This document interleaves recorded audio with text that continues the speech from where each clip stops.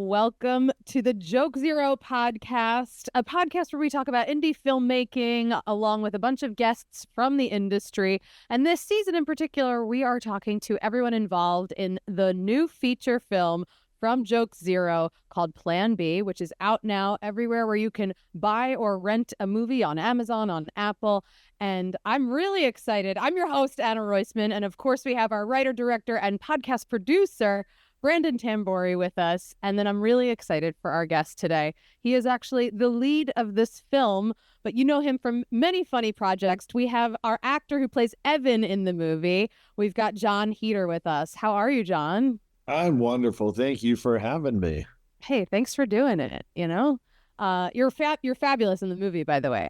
I got Thank to you so watch much. it, and super funny, super awkward. I feel like just a fun role for you. Yeah. Hopefully it was like that on your end as well.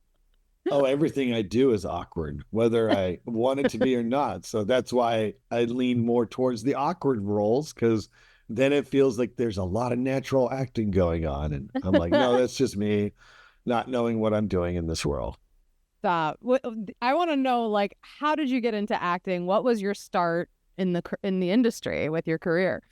My start in the industry really was, I mean, a lot of people know the story of Napoleon Dynamite, but that's like, the easiest way to explain it is all that. I had done minimal acting as a child. In high school, I was really into making videos and making, home movies on my own, and you just cast yourself. It's not like we had casting directors or anything. You just, all right, me and my buddies who are making the videos are going to be the actors in it. So that was my first kind of step into like just goofing around in front of the screen. And then when I went to film school, which is, when and where Napoleon Dynamite happened, um, I was, like any other film student, you have to take, these classes that everything, screenwriting, producing, directing, acting. And I took an acting class, and it was my first real legit acting class. And I really, really enjoyed it, really liked it. I understood it. I was like, okay, this is something like, oh, interesting. I never thought I would really go down to LA afterward and become an actor, but I started auditioning for student films, buddies of mine, people I didn't know, but it was all student productions that they were casting me in. And I was like, okay, this is, I guess, a hobby. I like this. And then, the same thing happened. My buddy Jared Hess, cast me for this small role for the short film first, and then we did the feature a little bit later. And that's kind of, that is what catapulted me to do everything else. So you didn't go to school saying like, I need to be an actor. You wanted to just make films, and you weren't sure yet what lane you were going to take. I certainly was not against the idea of acting, but to me, I was like, well, let's get into the film industry first. If I make a movie, maybe the acting will come along, but I'm not going to. My older brother, he, not that he was in that regards, I guess you say fail. It's hard. You don't, out of respect and understanding and empathy, I would never call any, what's it called? Unpopular or actors that you don't know about as a failure. It was so much of acting is also just timing and opportunity and who you know. And my oldest brother, he graduated just a few years before me, and he went down to LA to try to be an actor and did that for about a year, and then quickly moved into the production arena and started working for producers, and just realizing that was, he was better at that. And I just thought, yeah, that's the story. You go down there, you're going to wait tables, you're going to try audition. That's not for me. And so I just decided I'd skip all that and do Napoleon Dynamite instead. Yeah, of course. You were like, let me just get like one really good role and just grow from there. How long was the short film of Napoleon Dynamite? It's about like 7 minutes. It was like a 7-page script. So very, very small, but it was what gave us it was kind of like, a lot of times, film first time directors will do like a proof of concept short film to then prove. It was a little bit like that. Jared knew he wanted to make a feature-length version about awkward youth in small town Idaho. And this was just one version, but it worked so well, for audiences. And when I say audiences, student people who saw the short film which was not a lot of people, but the faculty and film students and a few little tiny film festivals we got it into. I think it just showed Jared himself. He was like, yeah, I can make a feature length version of this guy and this world. So that's really, yeah. That's amazing. And Napoleon Dynamite was now 20 years ago. I see you guys Yeah. have been like celebrating your anniversary. Happy Yeah. anniversary. Yeah. Yeah. Thank you. No, it's been kind of weird. It's been part of me every day for the last 20 years, but it's just like more concentrated this year. Yeah, I'm sure you get to revisit all of it again. That's Yeah. pretty wild that it was this short film and then it changed your career for forever, really. Yeah. I It mean, made my career. yeah. What was that like going from like, oh, I made my friend's student film and now everybody's wearing like the merch and, just becoming like an overnight, star, really. What was that like? Man, if I could have documented the transition, because it really was like, you hear that story and it's almost what you would imagine. 1 second nobody knows you, and the next second, we just strangers off the street start quoting you. It was gradual enough that I could kind of track it and see. It wasn't just like one day and then the next, but in the bigger scheme of things, it was like that. What they call an overnight success, but it took a while. Like we did them, I was known somewhat in my circle of people at university because I was a film student there, but and I was an animation student as well. And in the acting community there, sure, people knew of me. I had done, this or that. Um, but nothing big. I mean, nothing professional. So when after Sundance, after we got the film in Sundance and then moving into, I mean, it was timing. I was finishing my years as I was graduating. So I was done with college. I was ready to go down to LA to work in the animation industry. I was going to be an animator. I wanted to make movies, but that was one of the elements of like, yeah, I want to tell stories through any means possible. And then, yeah, after it got into Sundance, which was, at the beginning of the year, and then they started rolling out their plans how they wanted to release the movie. And by summer, when it started hitting theaters, it started out small. They did the kind of reverse market, well, not marketing, but distribution, where they put it in a few theaters at first. And then that was that was like end of June. And then by, October, it was still in theaters, but it was like in way more theaters because it just kept going and kept going. And yeah, it was a good feeling, but it was strange, and you kind of like, this is the kind of stuff we kind of dreamed about and hoped that this movie, I think could be really, could do well if it was in the right front of the right eyes. But it was a surprise to us because we honestly did not think it would be that big and that kind of audience. We thought it was going to be like 20 to 30s people who like indie films, young film students. They just like the quirky audience goers. I didn't think kids were going to like this movie. I didn't think grandparents were going to like this movie. I didn't know farmers and businessmen, it was all across the board. Every quadrant seemed to really dig it. I mean, I started seeing videos of 5-year-olds doing the dance, and I was like, what is happening? This is weird. That's amazing, though. That is crazy. And it's all before social media, which I love Yeah. hearing stories like this before, because you could have put it on TikTok or the character on something and it could have blown up in hours. But like this was organic and went, across from city to city, which is amazing. Yeah, we had, I think about that all the time. Like it really was, there was no, I don't even think Facebook was much of a thing back then, maybe a little bit, but I hadn't joined it. And we had the website. I mean, that was it. It was the Fox Searchlight backslash Napoleon Dynamite movie, and that it was the website that was the hub for where you want to go, all things Napoleon. And so it felt like, oh yeah, we're in the zeitgeist. This is the future right here. We've got a website.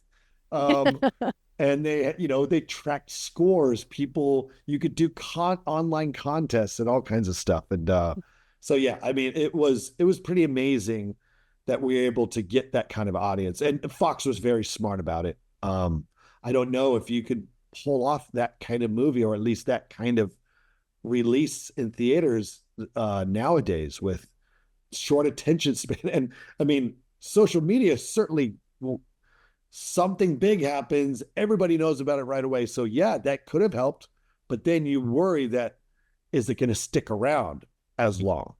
I don't know. It is crazy to think how movies are released today versus that. Like the other night, my boyfriend wanted to go see Twisters in 4DX, and it was only for like a couple weeks. And now you can watch it on TV at home, but it's going back into theaters in a couple weeks for like a short amount of time. I'm like, oh wow, you really have to like catch it in its window in a theater. Yeah, Like you it's can't. weird. It's a strange rollout now. Well, that's pretty amazing. And it's really funny I mean, like, I'm sure sometimes you're just like, wow, like there are like dog Halloween contests and they're dressing their dogs up like the characters in our film from 20 years ago. I'm sure Yeah. you see all of that online and everything, which is super I fun. feel like I've seen everything, but I still get surprised. I still Yeah. get surprised every now and then, but I've seen what I feel like is almost everything.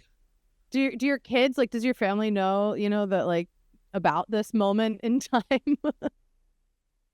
About the 20th anniversary, or about like the journey when it started? Like, do you go out and with your kids and they're like Napoleon Dynamite ever? Well, they definitely know that. I mean, for sure, because we for a while, your kids are growing up, you know that they're gonna, before it happens, they're gonna know somewhat because people come up to you and they start talking to you. And at one age, it starts out, even this all happened before I had kids, so it's always been a part of their lives. And so you see the stages. At first it's kind of cool to them, and then my teenagers are like, I don't care. I don't care at all. Yeah, no matter what, you're still dad and you're not cool. Yeah, So yeah. And my two youngest kids right now, my 10-year-old and my 7-year-old, they love it. They love it because I don't even think my 10-year-old cares that much about the movie itself. He just loves the reaction when people come up, and he knows exactly, and he'll tell them right away, yep, this is Napoleon. Yes, you're right. And so he's all into the same thing. He thinks it's funny. that's great. That's great. Well, as much as I love Napoleon Dynamite, I got to be honest, my favorite role of your career might be Blades of Glory. I Oh, don't thank know. you. It's one of my all-time faves. Like, I told Brandon before, I was like, I can't wait to tell John that I really loved Blades of Glory. I remember seeing it in the theater too. Like, I was in college and we thought it was so badass. There was a Cold Stone Creamery next to the theater, and Oh my gosh. we hid it under our jackets in Boston. We hid the ice cream, and it You was hid just, ice cream under your jackets. yeah, Oh my we gosh. brought it into the movie theater and we were like, this is so bad. Like, We're so bad. we're not We're gonna buying get popcorn. arrested for this. Yeah, I know. And I just remember like opening up. I had like this big Cold Stone Creamery, and we are watching Blades of Glory. It was probably the greatest night in a movie theater in It's kind of college. that's a good treat to have during Blades of Glory too, being ice cold and Yeah, everything, I guess. I wanted to know what it was like working on that, and with Will Ferrell, who you obviously like knew before this movie, I guess, as like he was on SNL for so many years. Well, yeah, I didn't know him personally, but Right, knew of oh yeah, him. I for sure. Yeah, the quick version is like, I mean, it was amazing experience, obviously, but it was, not a ton. Well, I think more people know now, but it was not Will Ferrell originally. It was Ben Stiller. And it was his company that produced the film. And he just called up my agents and was just like, hey, or my agents were like, Ben Stiller wants to sit and have lunch with you, talk about the script. They sent me the script. I didn't even need the script, just the log line, just the pitch was like, oh my gosh, this is obvious. Like two guys who are going to ice skate together. I was just like, it's perfect. And they were so serious. Like they were so serious about their ice skating. Yes, of course. I mean, that's what, it sells it all. It was a no-brainer concept for a movie. And I was like, yes, yes. I thought about the ice game, but I was like, I know how you make movies. I was like, well, I got to learn, but I'm excited. I've done a little ice skating. Um, so I sat with Ben and it was all planned to go ahead. And then it was after the table, we did a table read. And we had most of the cast already, cast, but I still don't know for sure to this day if it was a scheduling conflict. I never got a fully straight answer. I I I, I felt like it was because he felt Ben is a very particular comedian, and I think he felt um the character when he heard it out loud in the table read was too similar to his character that he had played in Dodgeball. I don't know, but it had a similar cadence. And he's the type of guy who's like, I don't want to repeat everything I've done. I want to like try new things, which again, is mad respect for that. And and some people thought maybe he was just scared to get on the ice and like this is gonna be hard. I don't know. But and so when I, got the news, I was pretty bummed. I was just like, what? I was like, who could you possibly get? At that time, I really did not think who would be like a character you'd see on the ice. I honestly thought for a second, I was like, Jack Black was just huge at the time, still big, obviously, but I was just like, I don't know if we'd buy Jack Black on the ice. I mean, I know this is a comedy, but I don't know if we could buy that. I love it. You're just casting it at home. Yeah. And then, but when they said, oh, we're going to get, like, we're thinking about Will Ferrell. What do you feel about that? I was like, okay, that's pretty cool, I guess. I was like, inside, I was like, oh, duh, that would be amazing. I was a huge fan of Will and I was super excited. And so, yeah, the first time we met was actually on the ice for like the first day of training to learn. So I could see what was really cool is he was a very down to earth, humble guy, but you could truly see the humility in his eyes when he was on the ice because he was like, I'm not sure about this. Like he was very uncomfortable on the ice, but also excited because he killed it in that role. Obviously, like this is perfect. That's really fun. I love that movie so much. That's one of those, whenever it's on TV, I can watch it. There's a Yeah, list of like 10. Whenever they're on TV, you leave it on because I yeah. have cable. I'm old. So I wanted to talk to you about Plan B. Obviously, you're the leading man. How did you get involved with this movie? I think it was Brandon. I think just offered. Right. You didn't audition? What do you mean? Yeah. He wanted me to audition, and I said, Brandon, look me in the eyes. No, I'm cooking um, offer only, dude. I don't have time for offer this only. shit. Yeah, no, I'll say my version of what that story was. So even going back as far as writing the script, John was always one of the people I envisioned in this Evan role. Some people tell you they're like, when you write a script, don't actually envision any actors because you're Yeah. probably not going to get them. And this one actually did work out, which was awesome. Like Anna mentioned, I remember growing up seeing Blades of Glory, Napoleon Dynamite, Benchwarmers, all these classic comedy movies. So getting able to work with John and having John in the movie was really just like a dream. And even while I was trying to make the movie, because as a lot of people know, it's very difficult to actually get a movie made. I needed to find financiers and raise money. So I had a pitch deck that I made that was really just like a creative vision of what the movie would be.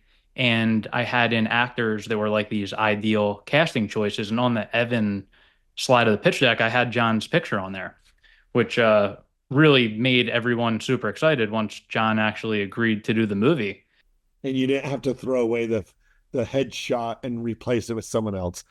Yeah, I did not. And it was kind of meant to be like, these are our long shots in a dream scenario. Didn't really expect to get them. And then once one of our producers, DJ Dodd, he was helping out with casting and he was asking me who my top choices were. And when I told him, he's like, Jon Heder seems like someone who might actually do this. He does a lot of independent films. He's a comedy person. So I think DJ just reached out to John's reps and sent the script. And then that's really the story. Yeah. That's cool. We were joking before, whenever you make a pitch deck, you always have to like swap out photos all the time. Yeah. Yeah. Even like from the executives, they're like, actually, we see other visions in this role. And you're like, oh, okay, I'll just take, stock photos of anyone and just swap them in for you. You want it to be female? Okay. That's really cool. And so you spent 9 days on set. How was the experience for you working on Is it Plan really B? 9 days? I think it was 9 days of actually shooting, but there definitely Yeah, were weekends in there. So you were there for more than 9 days, but 9 days of shooting. Well, I know I was there. It was like now I think about it, it was like 2 weeks. I think I was there for 2 weeks. Like anything, I mean, I had a blast. I love shooting independent films. I think, well, big part of that is you're shooting on location. You're actually leaving and you're not shooting in a studio and going home every day. I love the camp out quality of independent films. You get to go somewhere and you kind of have no choice but to be immersed. You don't have the distractions. I don't want to say it would have ruined it if I was going home every day to my wife and kids, but especially like 2 weeks, it's like, okay, that's not a big deal.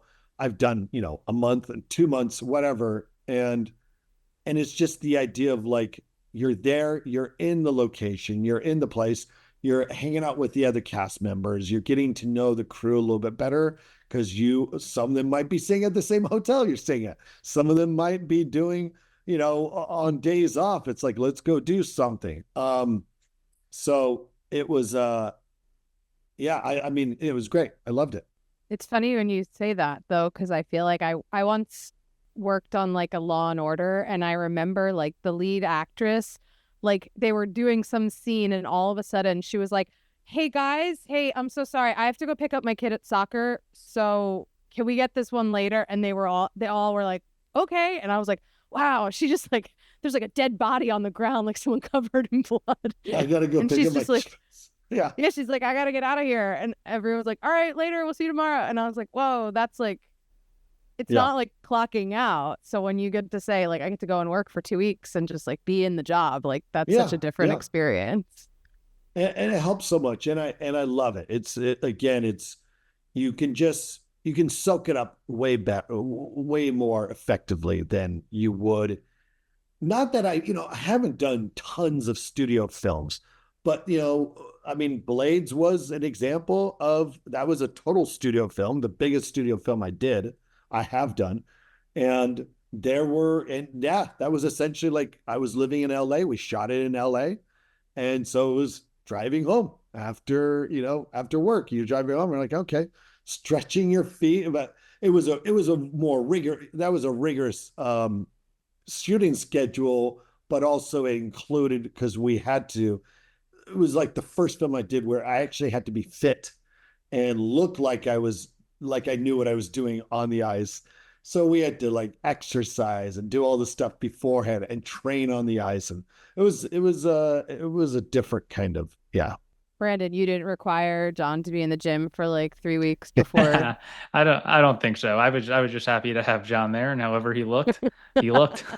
I was like, every film is like, okay, like, I'm kind of a loser guy, so I don't have to be tip top shape, but I don't want to be, total schlubby. Well, in this, you're the leading man. You rip apart your meat. You're quirky. Yeah, but the point of this character is the opposite of like Michael Lombardi, who plays the other leading man, who is the ideal guy. He's the ideal guy. So here we go. We got this handsome, cut figure, looking good. And I'm like, yeah, all right. Like, it's just casting does all the work for me. You cast me and then you cast him.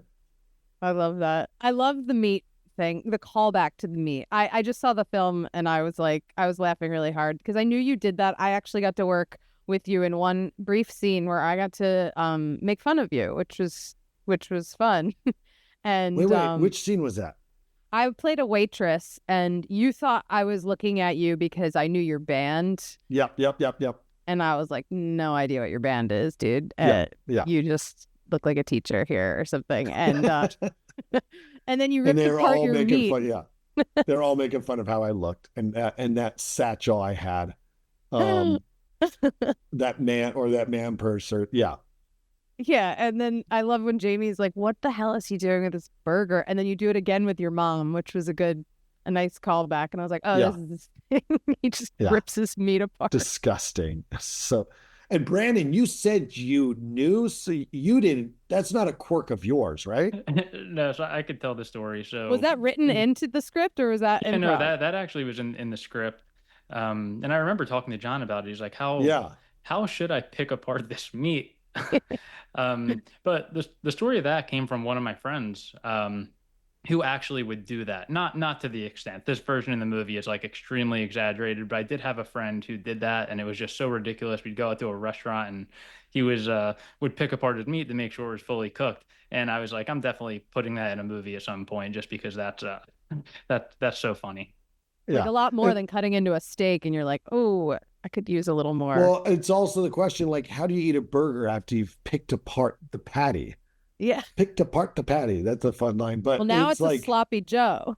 yeah, now you just scoop it up into the bun and you're just like eating it like a empanada or something. I don't know.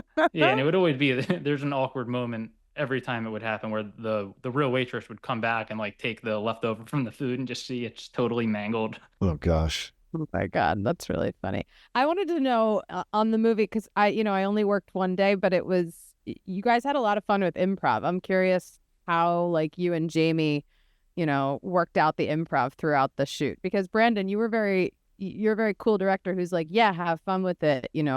Some projects aren't as lenient like that with the improv. Yeah. I mean, one of my favorite things about this film is working with Jamie, she's a comedian. So she knows improv, she knows joke setup, she knows, a lot of that stuff, and is a writer as well. So it was fun to, a lot of the films, I mean, every film's different. Some films need need the improv, not that the script is bad, but it just that the style of, and when the pacing and just what the characters are like. Other films I've done, you're like, you don't want to touch it. You just want to do what's on the page. And this just had lots of opportunities. I think, especially when it was fun, obviously, when you have Evan and Piper in their when they're most against each other, when he's his repulsive state and she's not into it, which is, the first couple scenes of them together, the date, I mean, and, the hookup in the beginning, and then like a few scenes after that at the, restaurant. That's where you're like, okay, we can play more jokes and stuff. And then once we got into, and to me, those scenes were kind of fun because just try saying something. Evan just had to say something ridiculous and stupid and kind of just horrible. And so it was fun just finding alternatives for that.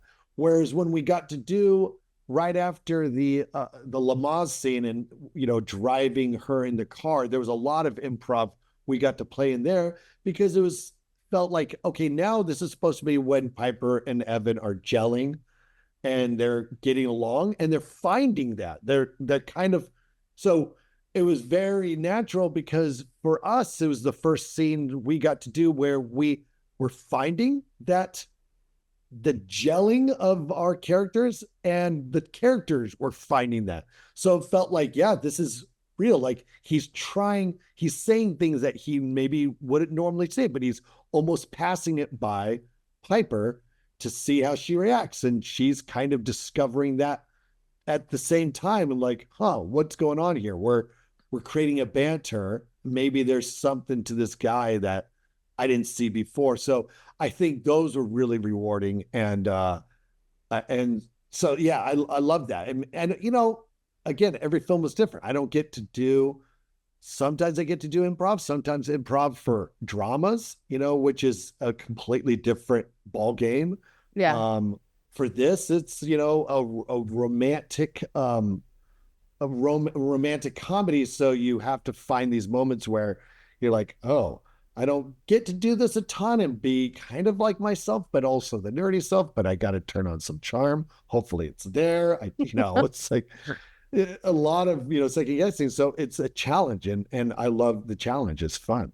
Had you done any other like rom-com leads before? Not a ton of leads. I mean, back in those, no, not a ton. Because it's funny, you're like, I'm always awkward, but and I imagine after Napoleon. Well, I mean, there's a lot of roles I've done that are, the awkward guy. And yes, quite often he'll end up with the girl at the end. So yes, there's elements of that for sure I've done.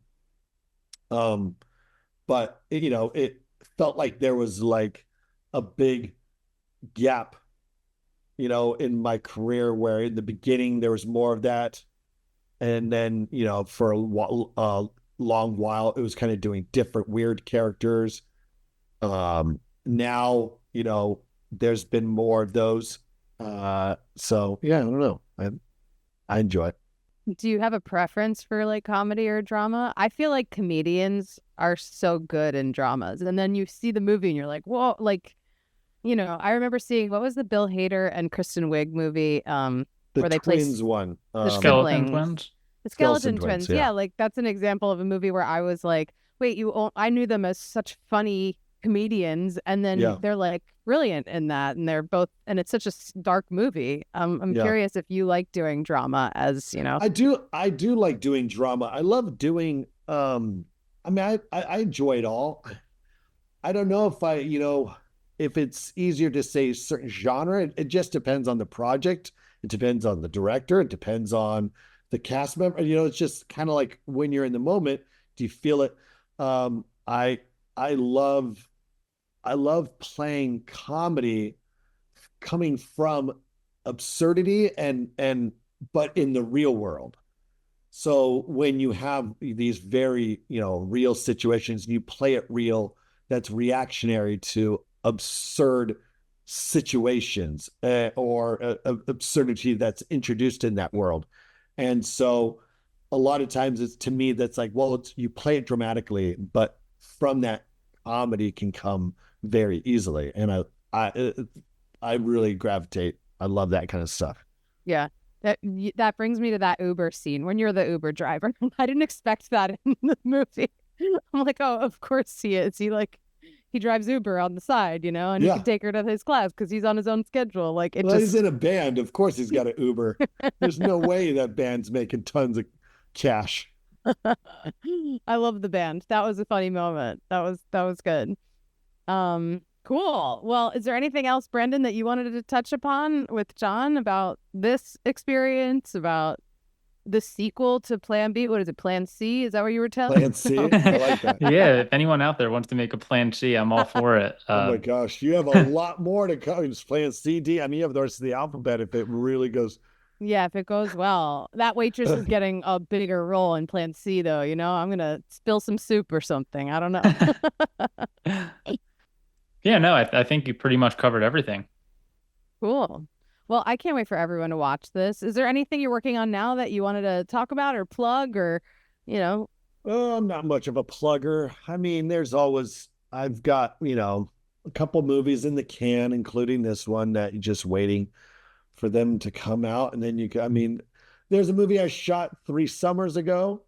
So I think it's finally getting released this year, called Tapawingo. There's a movie I did with Billy Zane, where he kind of a docudrama comedy, about him playing Marlon Brando, and it's the real life story of him buying an island in Tahiti. And so we shot that last year, and I'm excited to see how that comes out. There's a drama, like a sci-fi kind of psychological horror film I shot 2 years ago that is coming out, I think, later this year. Everything's coming out this year. I don't know. I'm not going to have anything for the next 2 years. That's how everyone's career, like, I feel like there are certain actors and you'll be like, wow, they just blew up overnight. And then they're like, oh no, I shot some of these like 4 years ago, 3 years ago, 5 years ago. Everything just Yeah. came out around the same time, which is Yeah.